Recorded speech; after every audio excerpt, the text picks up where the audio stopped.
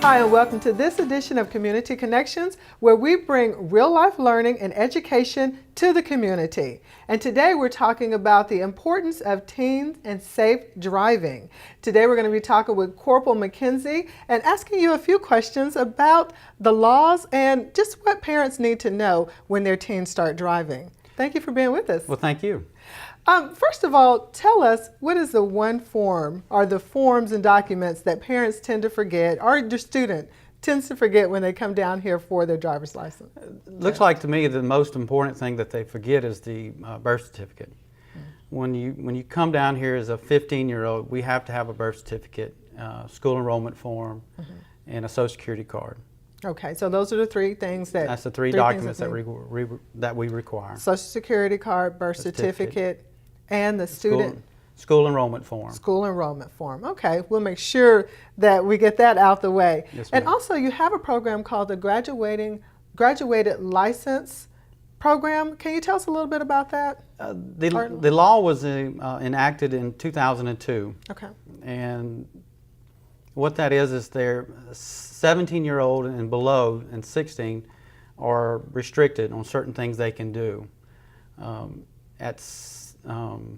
They can only have one non-family member in the vehicle with them.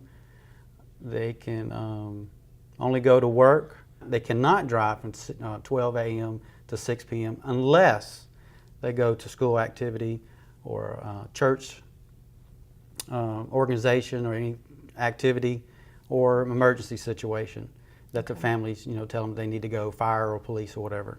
And this is under the law. This is under the law. The parents really need to know this. Yes, ma'am. And also tell us about the biggest problem that I'm sure you're having probably since 2000 would be texting and driving with students. Yes. Texting and driving has been a big problem since all these smartphones has came out. It's been since I've been working in driver's license, I don't get to see the statistics like I used to in highway patrol, but I know they're up, and we are having a lot of teenagers, driving and texting at the same time, and it's been causing a lot of accidents. Well, one thing parents probably don't know under that graduating license law is that it's not just texting that they need to be aware of. That's correct. If you have a driver's license and you're a student 17 to 16, you can't even have a handheld device in your hand and operating a phone while you're driving. That's not even, that's not even texting or anything. You can't have a handheld making a phone call to anybody. Which is good because that's considered distracted driving. You also consider putting on makeup, eating your breakfast. All of that is distracted driving, and I think that sometimes our adults and parents can be at fault. Explain how the children kind of look at the parents, and they need to start practicing this, especially if they have a teen about to take the license.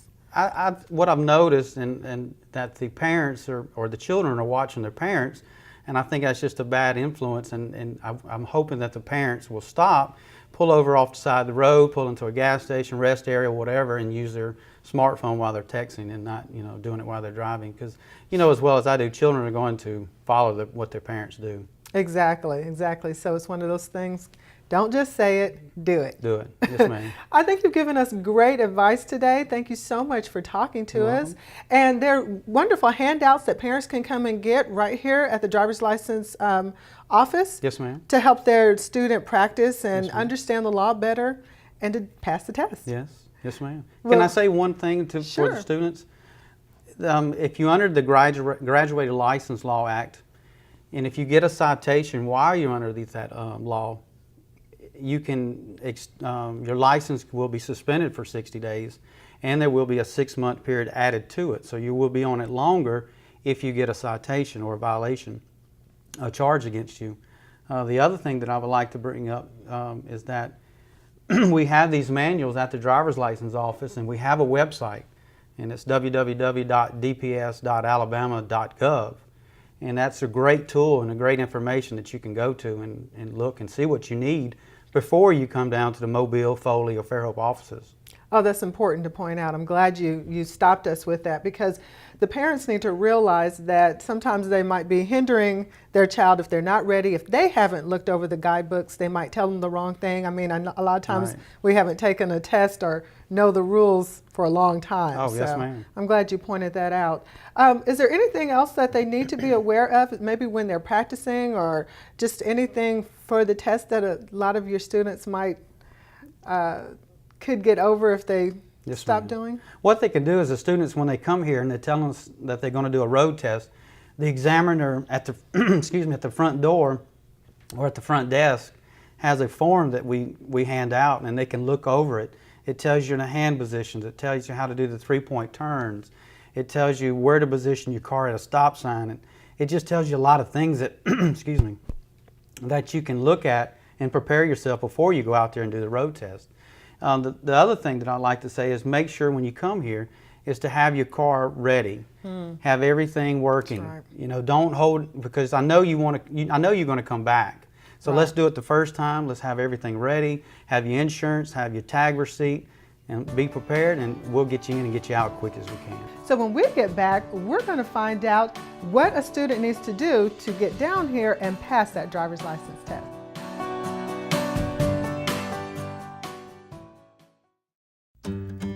We used to think all lung cancer was the same. But now several different molecular types of lung cancer have been identified. By performing molecular testing on a lung cancer tumor, Doctors can try to determine what's causing the cancer to grow. Knowing the molecular profile of my tumor helped determine my treatment options. Anyone can get lung cancer, and not all lung cancers are the same. Talk to your doctor to see if molecular testing is appropriate for you. Visit lungcancerprofiles.com. Go ahead.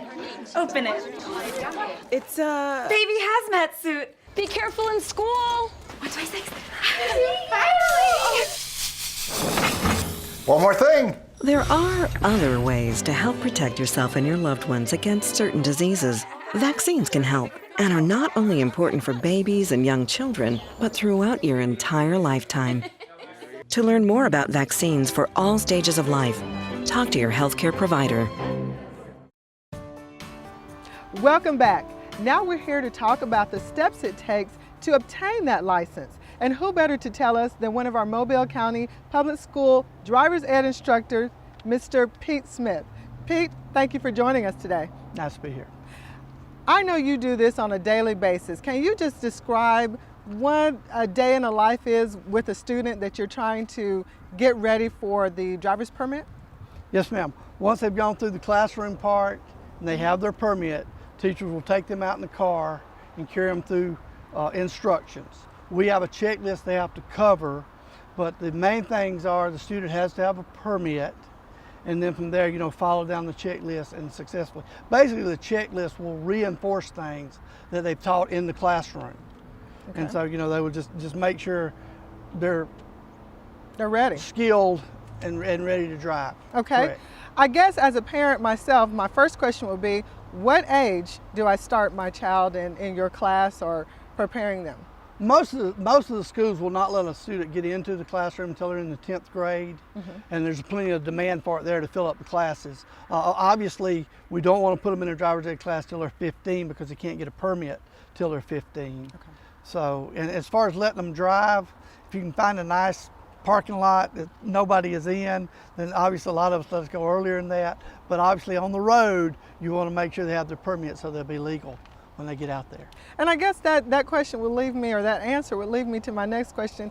How do parents get over that anxiety of it's now time for you to learn how to drive? It's my experience with my students. Some parents have no problem with that, and some parents never get over it. So, and ironically, I don't have a really strong statistic on it, but most of my students talk to us, the mothers that give them a hard time. They say, I can drive my dad all day. My mom, she screams at me, hollers at me. Occasionally I catch a dad that does that, but mostly it's mothers. Okay, and what are some of the specific things that you want to talk to your child about? Not necessarily teach them, but like what are the top 10 distractions that you need to inform your child about or kind of warn them? Distractions. Of course, we've already talked about before we turn the cameras on, about the cell phones and texting and, the and those obvious things, ones. obviously. But also distracted driving can be anything. Turning up the radio, you know. Unfortunately, hopefully kids don't do this as much. If you drive down the interstate, you see people shaving, see people reading the newspaper. But as far as kids, you know, just training them not to pay too much attention to other people in the car with them. And that's part of the graduated license now, that they can only have that one person in the car with them for their first 6 months after they get their license. But you know, it's a variety of things, and again, we concentrate on that cell phone so much, but it's like you said, there's a whole list of things they need to. Don't eat, primping, putting on makeup, I see that one a lot. So, a variety of things. Exactly. What are some of the mistakes that students make a lot when learning how to drive? What are some of the normal mistakes that you don't have to get all upset about, they just kind of grow out of, or they learn? Obviously, when they're very first starting, they'll have trouble tracking. They'll want to, you know, weave in the lanes, and it's very natural. They'll either want to stay real close to the side of the road or real close to the middle of the road, and it takes them a little while to get used to staying in the middle of the lane. Turns, they have trouble judging speed, and it takes them a little while to judge, this is how much I slow down. They'll either go into it too fast, or they'll come to a complete stop and then turn. So it takes judgment on that. And another one that's a big problem with a lot of my students is, when do they go? They'll pull up at the stop sign, they'll look, and you know, there'll be a car way down there, but they'll still wait on it. And you know, you can only tell them that they'll get better with that as they get more experience, better judgments. Right. If you talk to my husband, I still have that problem. Now, what are some of the benefits that a parent can have by going ahead and letting their child take your class? Yes, obviously, going through driver's ed, they're going to get a better knowledge, and our basic driver's ed thought is to teach them to be safe drivers. Okay, but then you progress from there. The parent benefits from it, of course, the insurance. Certain insurance companies offers a discount for taking driver's ed and passing the course. Also, some of those insurance also encourage or give a discount if they have a high grade average. So they can actually hit a double discount. And with different insurances, it's a different amount of the insurance. And then obviously we've talked about the little gold card, that if they pass the class, drive successfully in the car, they can get this gold card that they exchange for their license at the DPS office and don't have to take the test with the examiners at the DPS office. And I don't think a lot of our parents know that we actually give them the permit test. The kids know it. They're well aware of it. I'm sure they're passing the word on to their parents. Right. But I do see parents from time to time that's totally unaware of the concept of the yellow card. And tell the parents the best part about that. The best part is they just go down there and get their license. They don't have to take them down there. The problem with the parents is, especially if you work by the hour, the parent has to take off, go down there with their child, and if the child doesn't pass down there, now they've got to take off again and go down there with them. Whereas in the car with our students, we basically stay with them long enough that we get them certified, so now they're down there and out within about 5-10 minutes. Whereas you don't sit around there hours waiting to take the test. Right. And another thing is that we already provide the card. But if they didn't have the car, what would be like the best kind of car to learn to drive in? Oh my gosh, I guess that would vary with individuals. I know I hear a lot of parents say they want a tank for their kids to drive in. I think, you know, a larger car is obviously safer, but at the same time, a larger car is maybe harder to handle. Maybe a smaller car they can you know, do some of the things a little bit easier with. Right. But just depends. A car is a car. You know, I tell them it takes an adjustment from going from one type to another. But basically, whatever they learn in, they should be all right. And speaking of cars, we're going to put your nerves to the test as I do my very own driver's test when we come back in this car. So stick with us and let's see how I do.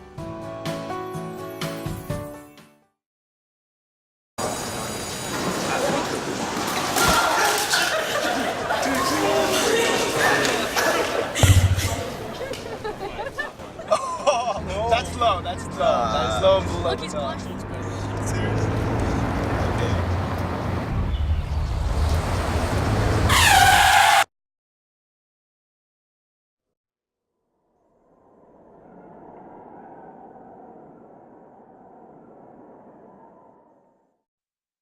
saw Mr. Tillman's class. Just that quick little 5 minutes I had with him made me think that I really wanted to do small engines. I just love tinkering with them, just a gearhead. Graduating from the Career Tech Center has allowed me to better myself, make more money, be more informed about the trade that I'm going to be in. I just felt like doing a trade is just better than working in an office or something. I have to be outside working with my hand or something. MCPSS Career Tech. Start your future today. Welcome back. Well, as promised, I'm in a car ready to test Mr. Pete's nerves and my driving skills as we take this for a ride. Mr. Pete, you ready? I'm ready. Okay, so tell us first what we would do when the student gets in the car. Exactly what is it that you instruct them? Okay, same steps you went through earlier when we first started. Adjust your seat. Okay. Check your mirrors. Okay, yeah, and everything is set for me. Buckle up. Oh, that's a big one. I always do remember to buckle up. It was just the whole... And then we're basically ready to go. Okay, so now I'm just going to put it in drive and we're off. We generally try to tell them well in advance what they're going to do. So the stop sign, turn right. Okay, great. So at this point, I know you probably have some that take off. And you probably have some that... Generally, as far as you've already driven, we've got a pretty good idea whether it's a good driver or somebody we're going to pay a whole lot of attention to. Obviously, if it's students who are driving for their first time or have only driven a couple of times, we even have teachers who will take them to a parking lot, like at Ladd Stadium, and drive them around. And unfortunately, some of them never graduate out of the parking lot. Oh, gosh. But most of them, by and large, graduate out to the roadway. And obviously, we have some kids who are ready to go on the road anyway. And a lot of it comes back to how much practice the parents let the children do at home. Okay. And the key to it is practice. That's on everything, but especially driving. So we're out here. Going to the right. We're going to go to the right. And I put busy on talking, my right. not paying attention. And I did put on my right signal. It's very good. Okay. And you'll find them, again, the early drivers, beginning drivers, they're so concentrated on other stuff that, they'll forget their turn signals and you have to remind them. And then, after 3 or 4 times, they'll have it. Okay, great. I've also turned off my phone, Mr. Smith. You'll be proud of me, and Yes, I've put ma'am. it down here on the dashboard. So now we're going on. What are some of the places in the local community that you take a student driver? Now, obviously, each teacher drives a different area because of their community. Right. But most of them will try to drive like a beginning drive, especially for beginning drivers, a neighborhood, and then they'll try to get them out on like we're on now, a 2-lane road, Okay. and then obviously they'll try to graduate up to a 4-lane road because they have to practice lane changes and turns from 4-lane roads and to 4-lane roads. Occasionally, and it's convenient for some of our teachers, not for all of them, we get them on the interstate. Now, Mary Montgomery, they have to drive forever just to get to the interstate. By the time you get to the interstate, it's time to come back home. So, it's harder for some teachers. But basically, like I said, it's a neighborhood, a rural road, and try to get them on a 4-lane road. Turn left at this next road right up here, please. Okay. And what's the speed that I should be doing, or what's the speed you tell the student driver to drive? I always encourage my students to obviously drive the speed limit. Never drive over the speed limit.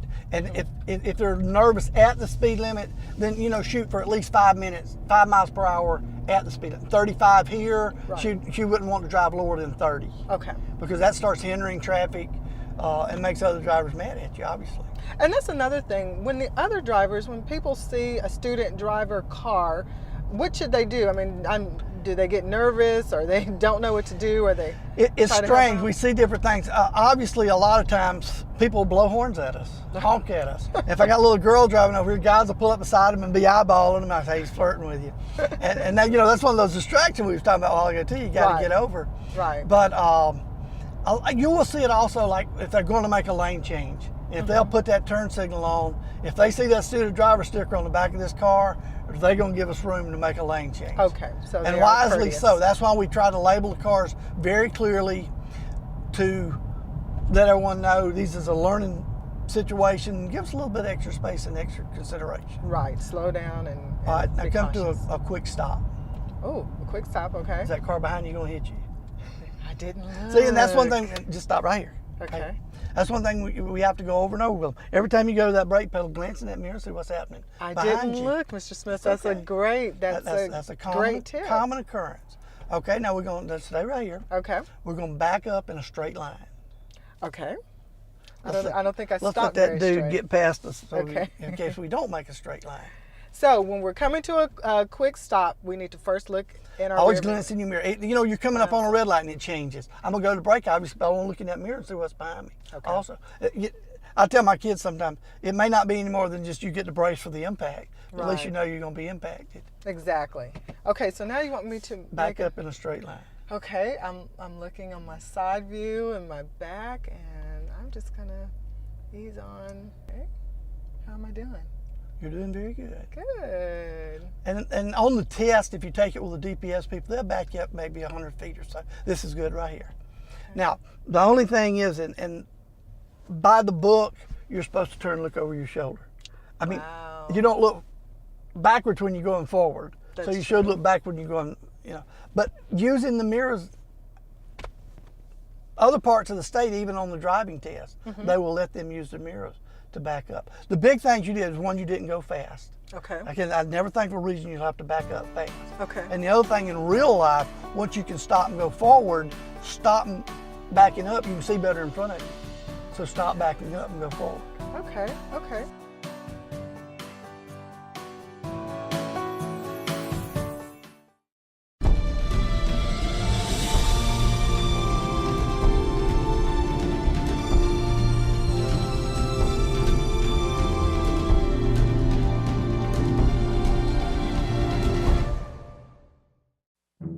So, Nicholas, how was your day at school today? It was great. We had fun in class today. So, what did you do differently today at school? I mean, anything, any new projects? We got a progress report today. You got your progress reports today? So, how did you do? Don't know. You don't know. That's okay. We can check that right here. Wow. Nicholas.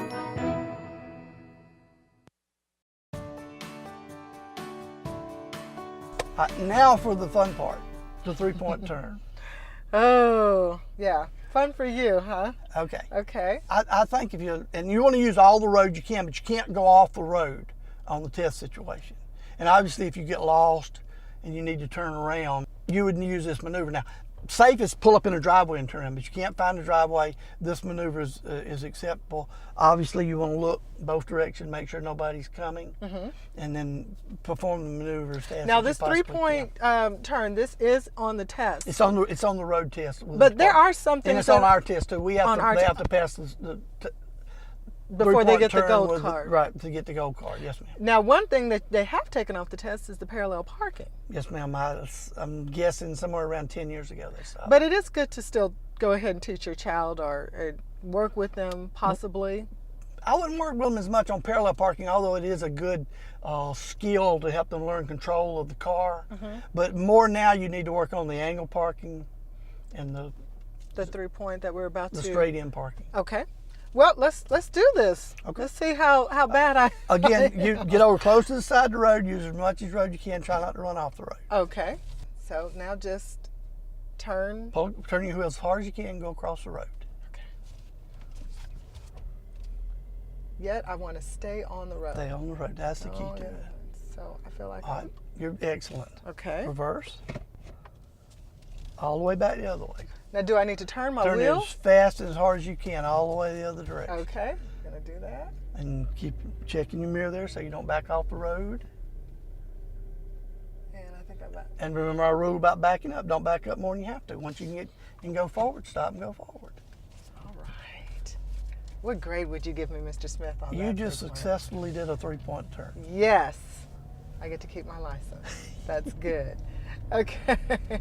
Man, and how long does it usually take to learn a maneuver like that? How long do you usually have to work with them? Because they're still nervous about... and they will have like 3 students in the car with them. Obviously, they've talked about it in the classroom. Right. And the first one will struggle with it probably a little bit more than the other 2 because they've got to see an example of it done. Okay. The key to it is With us, we will practice them 2 or 3 times until they do it successfully. If they're going to take their test down at Demetropolis Road, they'll just need to get out and practice it. Okay. And again, find that stretch of road where you can make sure nobody's coming. A lot of driving also depends on your judgment. How do you teach that? How do you work with a child about being sure and using their judgment on when to stop and when to turn? And again, that'll be a feel thing that will come with more experience. And again, some of them will stop from here way back from the stop sign. Okay. Others of them will get right up to the stop sign before they put on brake. And it's you know, you have to take, sometimes we'll do the braking for them. I'll say, I'll do the braking this time as we get up to the roadside. You just let off on the gas and let me do the braking. And I got it, see? And I'll start. And also, this is, you know, how you want to gradually stop. Not too late, not too early. Okay. And you may have to show them a couple of times in that manner. Okay, you're going to take the brakes for me? Okay. Okay, I'm coming off and you got them. Great. Okay, let's turn right. Okay. And I'm looking both ways. And I think I have enough. All right, now, and see, it's safe. A good turn, right turn into the right lane. As long as you don't swing into the other lane, really what's coming the other way doesn't have that big an effect on you. Great. Well, Mr. Smith, I think I did a good job. What do you think? I would have passed you. Wonderful. That's all I need to know. The short part of that's the short part. Obviously, we didn't go on a lane. We didn't deal with a red light. We didn't deal with a lane change, and those things have to be done successfully in order to get your license. Great. But I think it's safe to say to the audience that you're okay. If you see me driving, you don't have to stop or wait. Yes, ma'am. So stay with us, and when we get back, we're going to sum up about driving and our students taking their driver's test.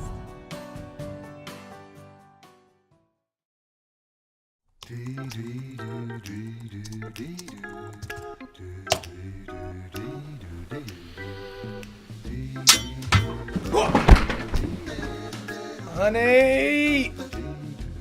Okay.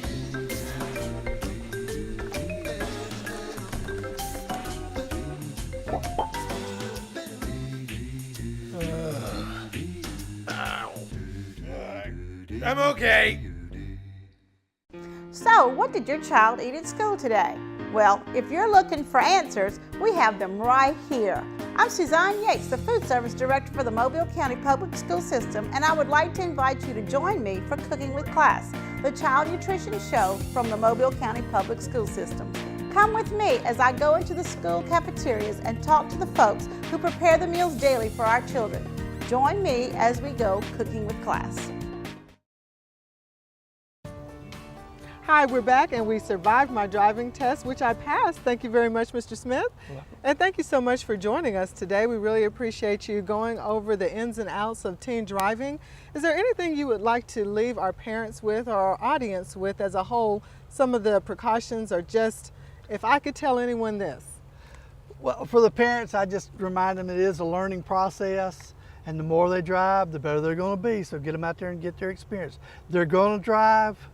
Let them learn how to drive with good supervision. Okay, and what about for the community and neighbors out there who see this wonderful student driver car coming at them? Be patient, give us a little extra room, and expect them to do some wrong things from time to time. Because you've been doing this for quite a while. Well, how many years have you been? About 14 years. 14 years, so you've seen it all. Not all, I've seen it most. Every day I'll see something new from time to time. Right, and there's still a lot more to come, but we want to thank you so much for patiently teaching our students and for talking with us today. So if you haven't learned what you need to know, all you have to do is contact MCPSS, our Driver's Ed Instruction Department, and they'll give you more information. Thank you so much for joining us with Community Connections.